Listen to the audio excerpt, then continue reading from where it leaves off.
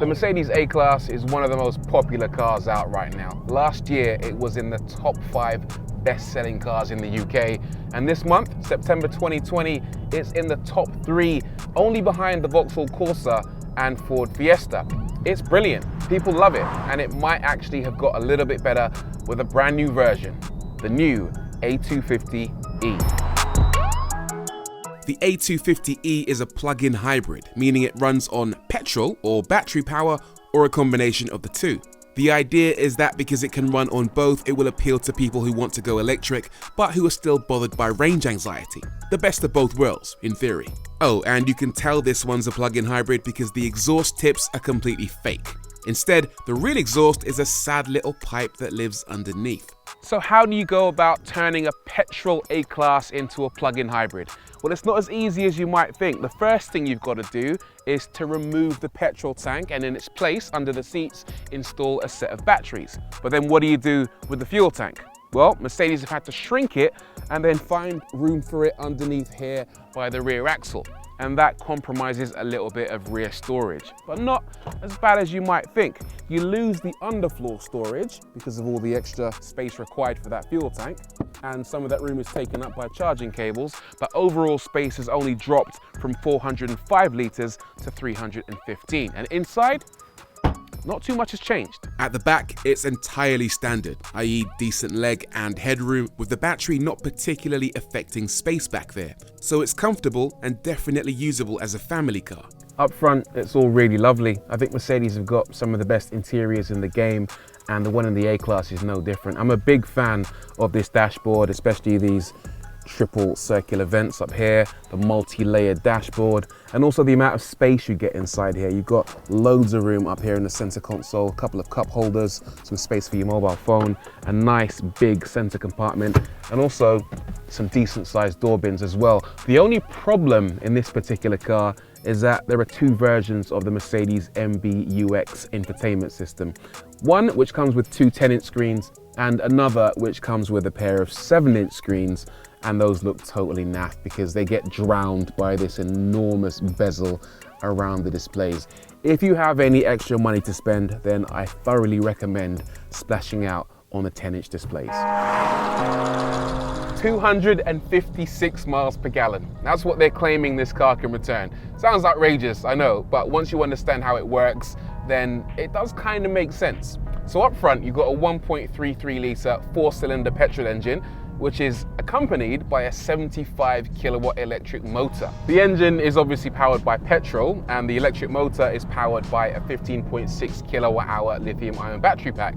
And because the engine isn't doing all the heavy lifting by itself, it's actually getting assistance from the electric motor and the batteries, well then that means it doesn't have to use as much petrol as a normal petrol powered car. And it can return some pretty outrageous economy figures. If you start your journey with a full battery, Mercedes say you can get 256.8 miles per gallon to be precise. But here's the catch: if you don't start your journey with a full battery because you haven't bothered to charge it overnight, for example, then it's considerably less due to the fact the petrol engine is dragging the extra weight of the electrical components without any help. Although if you don't want to use any petrol at all, then that's possible too, because the car can run in pure electric mode. Here's how you change the driving modes. There's a little switch on the center console which allows you to cycle between sport, comfort, both of which are self-explanatory, and then electric and battery level. Battery level essentially turns this car into a dedicated internal combustion engine vehicle.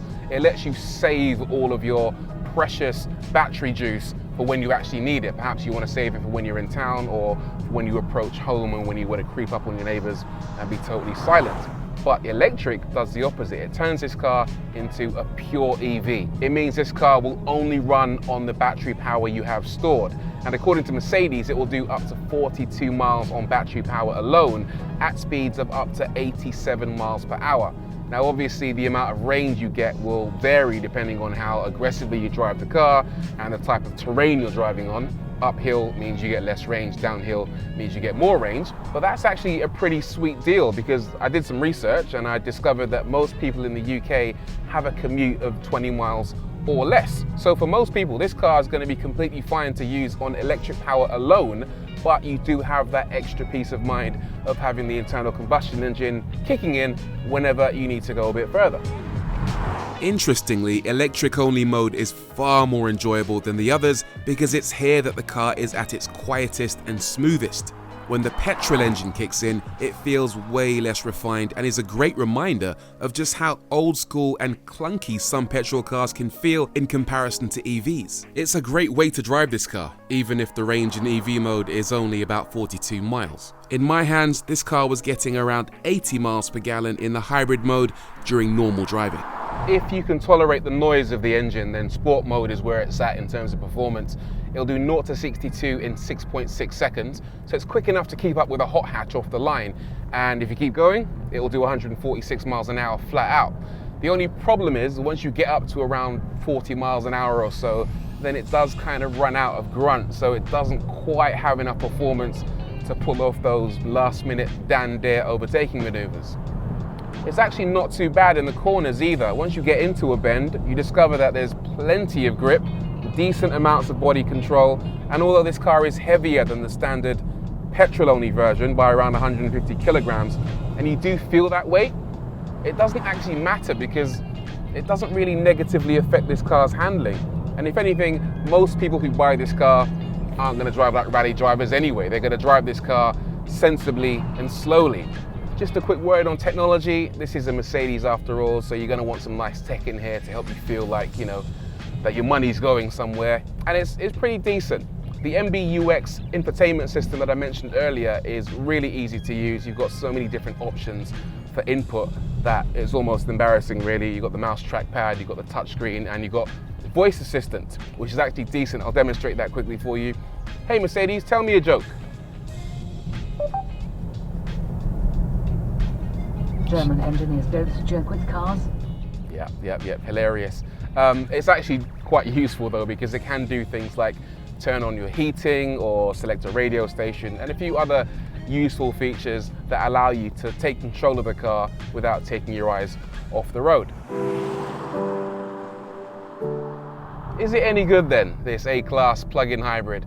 Well, yeah, it's pretty decent because this car gives you the best of both worlds. It gives you all of the things that people love about the A-Class, and loads of people do love the A-Class, plus the added flexibility, the added option of driving it in electric-only mode. If you're the kind of person that wants to dip their feet into the electric waters, but you don't want to get stung by a lack of range, then a plug-in hybrid vehicle like this one might be a good shout. It's not cheap, and there are a few compromises here and there, but on the whole, this is a pretty decent halfway house between petrol and electric.